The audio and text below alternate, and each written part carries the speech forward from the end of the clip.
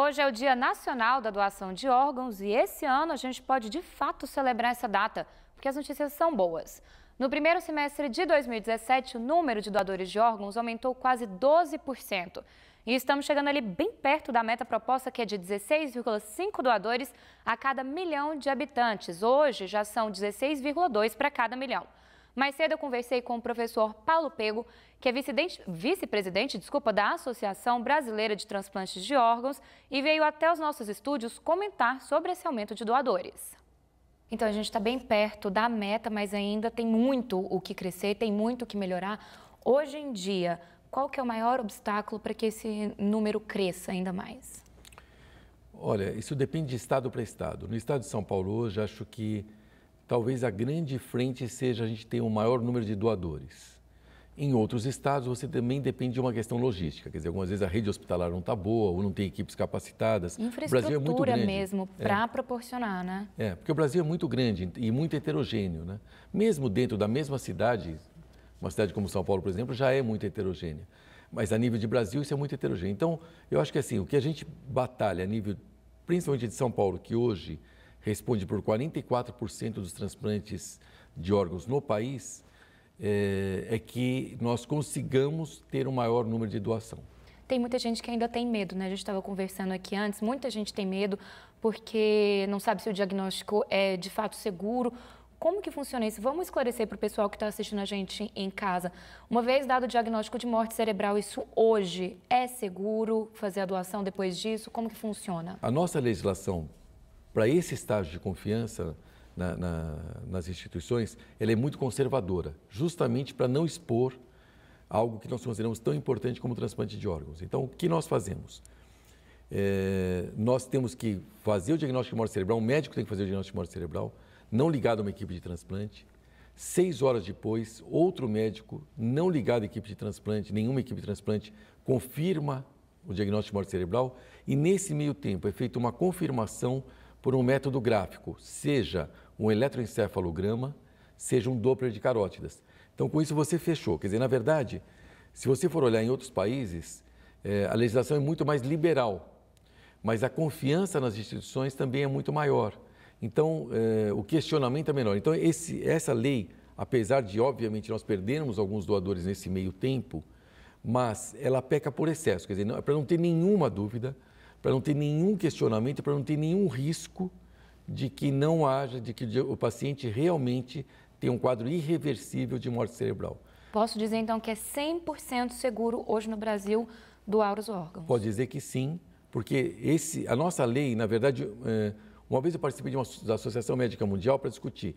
É interessante como o mundo é muito heterogêneo, a cultura, o jeito de enxergar e a legislação é muito diferente.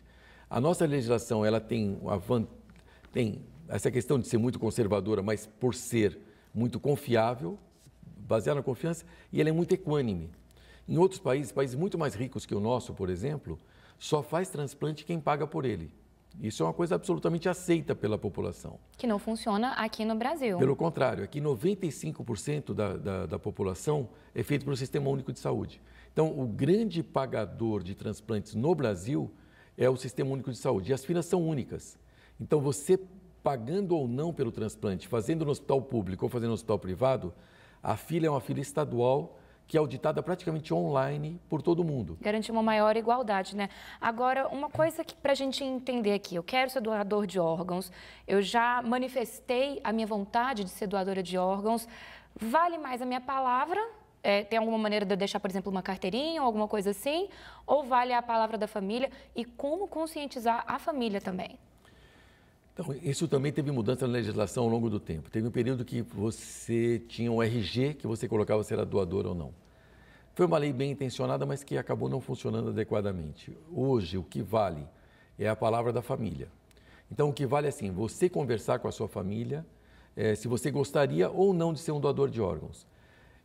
O momento é um momento difícil para a família. Quer dizer, a família acabou de receber uma notícia ruim, acabou de receber uma notícia de morte de alguém muito querido. E a partir daí tem que definir se doa ou não doa. Essa conversa prévia, obviamente, tem um peso enorme.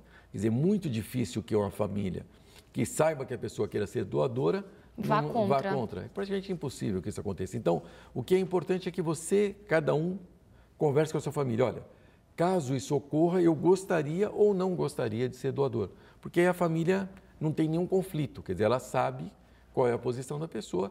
E eu acredito que, assim, de uma questão racional, a maioria das pessoas vai ser a favor, vai querer ser doador. Para finalizar, só queria te chamar para assistir com a gente também um depoimento que a gente tem aqui de uma pessoa que fez um outro tipo de doação, que é uma doação em vida, uma doação de rim. Vamos assistir com a gente.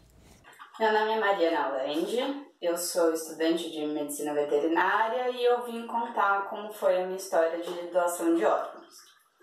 Eu sempre fui doadora de sangue, cadastrada no banco de medula, e em uma das coletas, uma enfermeira estava conversando comigo sobre como é difícil, como as pessoas esperam tanto tempo, nem sempre consegue achar alguém que é compatível, às vezes da rejeição, e a batalha dessas famílias, né?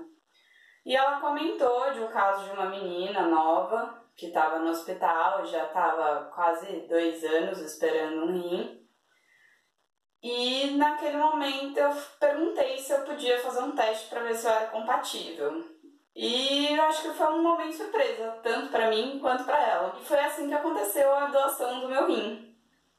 Eu acredito que doar o órgão é uma oportunidade que você tem de ser significante. É a oportunidade que você tem de fazer o bem mesmo sem ver a quem. A vida é muito rápida.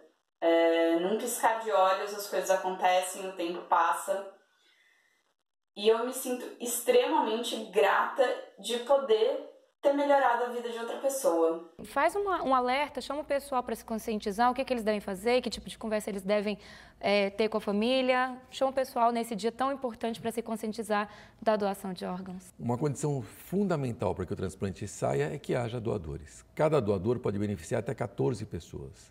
Então você pode beneficiar através de córneas, pode dar 2 córneas para 2 pessoas, rins, idem, pulmões, idem, pode ser para uma, pode dar os 2 pulmões para uma pessoa só, um para cada um, coração, fígado, pele eventualmente para grandes queimados, ossos eventualmente para pessoas que tenham tido grandes traumas. Hoje com a epidemia de trauma de motocicleta, por exemplo, algumas vezes tem uma perda óssea muito grande e pode eventualmente ter uma doação. Então é muito importante que as pessoas colaborem, apesar do momento muitas vezes ser difícil, colaborem, doem órgãos, porque isso aumenta o bem comum, ajuda muitas pessoas a viverem mais e melhor. E respeitem a vontade dos seus familiares, muito importante também. Claro. Uma vida salva várias, né? Exatamente.